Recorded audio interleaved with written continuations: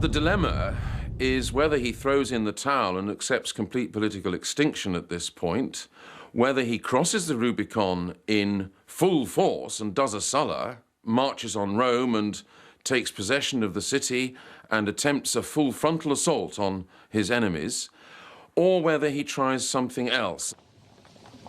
By choosing to enter Italy with only one single legion, Caesar is in fact doing what he said he was doing and taking with him in effect a personal bodyguard rather than his full army. He had other legions in waiting, certainly, but initially it's with one legion against the world that Caesar crosses the Rubicon. Caesar's power base, the triumvirate, had now disintegrated. Crassus was dead and Rome was in turmoil. There was rioting in the streets. The Senate appointed Pompey as sole consul in an effort to restore order. Pompey, ironically one of Caesar's oldest friends and allies, was made a virtual dictator. His task was to stop Caesar. But Pompey feared Caesar's army and fled to the eastern edges of Roman territory. Caesar pursued his enemy's legions all over the Mediterranean until they met for a decisive battle at Pharsalus in Greece. Although outnumbered 2-1, Caesar emerged the victor, but at the cost of thousands of Roman lives. It had been a battle Caesar had tried to avoid. He had made repeated pleas to Pompey in a vain attempt to avoid yet more civil war. Caesar blamed the divisive Senate, bitterly remarking, "They chose this." Pompey fled to Alexandria in Egypt. Caesar followed, still hopeful of a reconciliation. When Caesar arrived in Alexandria, a group of Alexandrians came to Caesar and presented him with Pompey's head, at which point Caesar turned away, wouldn't look at it, and started weeping, eventually accepting Pompey's signet ring, oddly enough. But then what Caesar does is very interesting. He rounds up, as far as he can, the assassins. He can't quite get hold of all of them, but he gets hold of as many as he can, notably one Pothinus, who was vizier to the young King Ptolemy, and these men are executed. If Caesar wept, it wasn't for long. An extraordinary woman was about to enter his life. Her name was Cleopatra, ruler-in-waiting of Egypt, and worshipped as a goddess. On the one hand, Caesar knew that Egypt was of vital strategic importance as a breadbasket for the Roman world. Any Roman government that cannot feed its own commons with imported corn is going to find it very difficult to rule. So Egypt's important, and Caesar wants a compliant Egyptian government, whoever that may be. On the other hand, Cleopatra has been involved in a very bitter struggle with her brother for supremacy in Egypt, and for both her and her brother, it would be an extremely good asset politically for purely domestic consumption to have the most powerful man in the world visibly on their side. So even if there was a romantic element, I would say there was some pretty shrewd political calculation going on as well. What started as good politics blossomed into one of history's greatest ever love affairs. Leaving his troops kicking their heels, Caesar took a holiday, cruising with his lover down the Nile aboard the sumptuous royal barge for 6 languid months. Cleopatra is an absolute monarch. She's worshipped as a goddess by her subjects. She doesn't have to bother about oversensitive Roman senators or anything like that. She just rules. There's a possibility that made Caesar sit up and think a bit. Caesar's return to Rome was marked by a procession of unprecedented magnificence.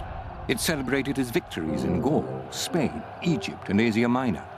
Caesar's popularity had reached its peak, and he used it to change the face of Roman politics. Caesar was given a 10-year appointment as dictator. Was this the end of the Republic and the birth of a monarchy? The Romans had traditionally abhorred any form of monarchy, at least for themselves. They regarded monarchies as essentially oppressive and regimes which were made for lesser people than themselves. So any notion that Caesar might be aspiring to a kingly position would, of course, tell publicly very much against him. But Caesar's private life still caused disquiet amongst the ruling elite. Although unable to marry Cleopatra, he had brought her and the son she had borne him to Rome. it sparked rumors of a dual kingship of both Rome and the Egyptian Empire. But amongst the people, Caesar was as popular as ever. In 44 BC, he was again elected dictator, this time for life. He began to adopt regal dress with purple and gold. He issued coins faced with his image and allowed his statues to be adorned like those of the gods. As he set about reforming the calendar, naming the month of July after himself, one of his detractors was heard to say, "Caesar dictates when the sun rises and when it sets." But Caesar's election as dictator for life set the stage for his downfall. The aristocracy valued one thing above all else, libertas, freedom. Caesar's Rome was a monarchy, and they had no stomach for it. On the 15th of March, 44 BC, 3 days before he was due to leave for a military campaign in Syria, Caesar attended the Senate. He had no idea he was walking into a murderous conspiracy. As he stood reading petitions at the foot of Pompey's statue, a conspirator moved to talk to him. It was the signal for attack. Dagger after dagger plunged into Caesar's flesh. As he dies, he pulls his toga over his head because he cannot be seen to be brought so low. Even at that stage, he's thinking of his, the Roman word is dignitas, his status. So even at the death, he's concerned about that status that's been motivating him from the beginning of his life. Caesar wasn't expecting assassination.